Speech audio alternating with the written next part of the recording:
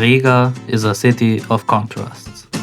Medieval guild halls, Soviet-era monuments, Art Nouveau streets, and some of the most affordable prices in Eastern Europe, all packed into a walkable historic center. In this video, I'll show you exactly what to see in Riga, what it costs, and why the city deserves a place on your travel list. So, now we're in front of the most beautiful place in Riga, the House of the Blackheads. This building is much more than just a pretty facade. The House of the Blackheads was originally built in the 14th century as a meeting place for an association of unmarried merchants known as the Blackheads, who played a major role in Riga's trade history. Inside, you'll find richly decorated halls, historical furniture, silver collections, and exhibitions explaining merchant life in medieval Riga. Because so much of the original building was destroyed during World War II, what you see today is a careful reconstruction, but one that gives a very clear impression of Riga's former wealth. Entrance tickets are usually around 7 to 9 euros, and if you enjoy interiors and history, it's absolutely worth going inside.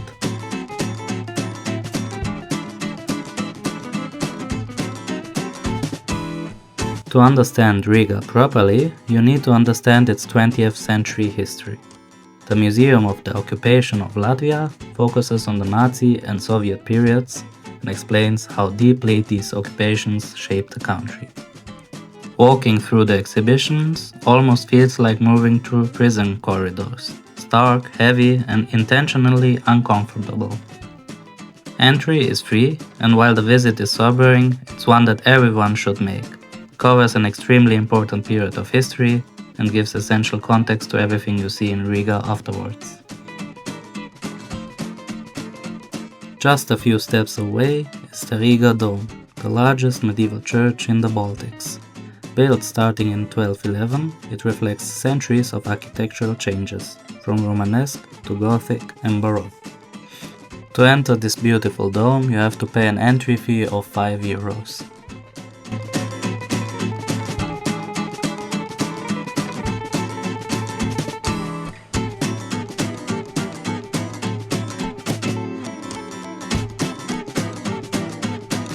Right next to the church you have the statue of the Bremen town musicians. Now we're in front of the amazing St. Peter's Church, which is the oldest church in all of Riga, having been built in 1209. The St. Peter's Church is famous for one reason in particular, the amazing view. For 9 euros you can go up to the viewing platform and get one of the best panoramas over Riga's old town and the Daugava river. If you only choose one viewpoint in the city, this should be it.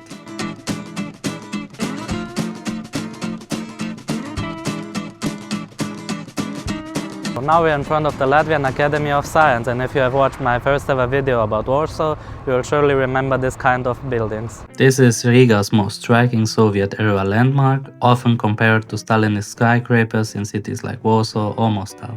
You can actually go up to the observation deck here as well, usually for 5 euros, and get a very different perspective of the city. Less medieval, more Soviet, and very authentic.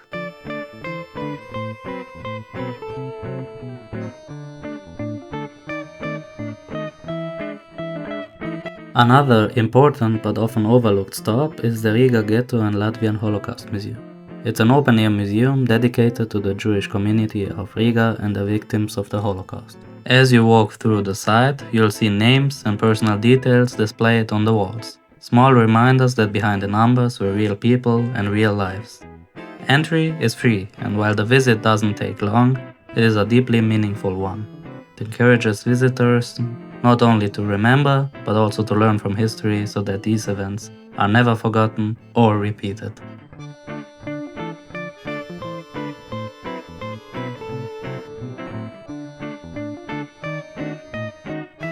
Back in the old town, you'll find many hidden gems like the Three Brothers, 3 houses from different centuries standing side by side. They are the oldest residential buildings in Riga and perfectly show how architecture evolved over time.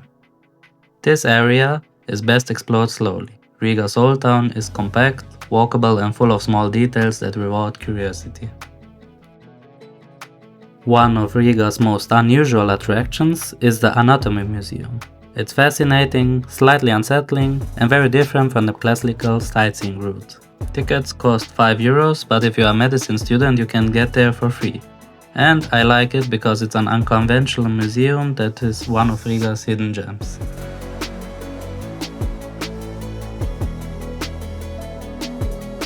The Cathedral of the Nativity of Christ is the largest Orthodox cathedral in the Baltics. After being closed during the Soviet period, it has been fully restored and now stands out with its golden domes and detailed interior.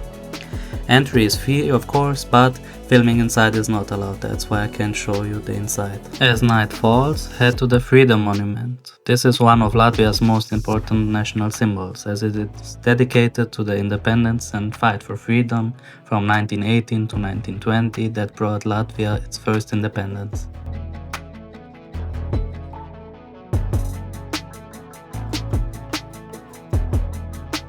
If you want to try authentic Latvian food, then the best option is to try out the Lido restaurant chain. It's casual, affordable and very popular with locals. A full meal usually costs between 8 and 12 euros, making Riga a great destination even if you're traveling on a budget.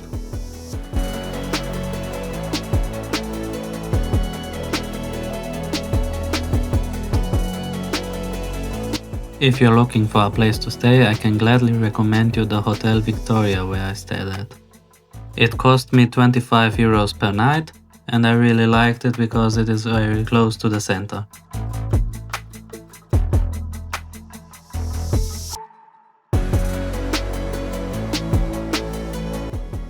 As you can see, Riga has a lot to offer.